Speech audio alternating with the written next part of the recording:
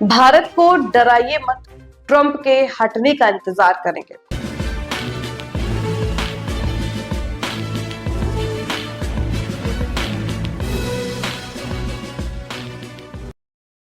अमेरिकी राष्ट्रपति Donald Trump के भारत पर टैरिफ लगाने के बाद से ही भारत अमेरिका के संबंध बेहद गड़बड़ाहट भरे हो गए हैं।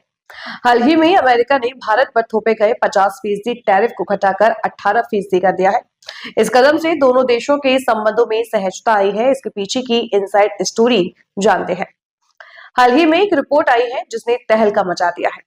ब्लूमबर्ग की इस रिपोर्ट में भारत के राष्ट्रीय सुरक्षा सलाहकार अजीत डोभाल के अमेरिकी विदेशी मंत्री मार्को रूबियो को खरी खरी सुनाने की बात कही गई। इस मुलाकात के बाद से ही दोनों देशों के बीच गड़बड़ाहट में कमी आई और रिश्ते सहज हो गए। हाल ही में अमेरिका ने भारत पर 50% टैरिफ को घटाकर 18% कर दिया है। ब्लूमबर्ग की रिपोर्ट के हवाले से कहा गया है कि बीते साल शुरुआती सितंबर की बात है। यह बात तब की है जब तियानजिन में प्रधानमंत्री नरेंद्र मोदी की चीन के राष्ट्रपति शी जिनपिंग और रूस के राष्ट्रपति व्लादिमीर पुतिन के साथ एक मीटिंग शुरू हो चुकी थी। पीएम मोदी ने उस वक्त डोभाल को भारत के अमेरिका से रिश्ते सुधारने के लिए एक वाशिंगटन भेजा था। मोदी, जिनपिंग और पुतिन की मुलाकात की तस्वीर वायरल होते ही अमेरिकी राष्ट्रपति डोनाल्ड ट्रंप असहज हो गए थे। अजीत डोभाल विदेश मंत्री मार्को रूबियो के लिए एक संदेश लेकर गए थे।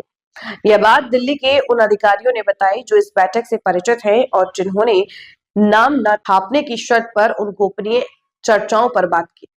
डोभाल ने अमेरिकी विदेश मंत्री से कहा कि भारत दोनों देशों के बीच गड़बड़ाहट को पीछे छोड़कर समझौते पर बातचीत फिर से शुरू करना चाहता है।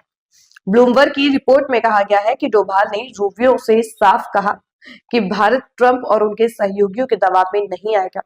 भारत उनके कार्यकाल के खत्म होने तक का इंतजार करेगा। भारत अतीत में भी अमेरिकी प्रशासन की दुश्मनी जैसी हरकतें झेल चुका है।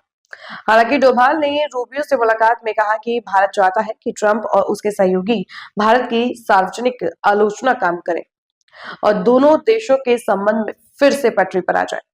रिपोर्ट में कहा गया कि उस समय भारत ट्रंप के अपमानों और अगस्त के में उनके द्वारा लगाए गए 50% टैरिफ से आहत था। ट्रंप ने भारत को उच्च टैरिफ वाली डेड इकोनॉमी करार दिया था। ट्रंप ने कहा था कि वह रूसी तेल खरीदकर यूक्रेन में पुतिन के युद्ध को वित्त पोषित कर रहा है।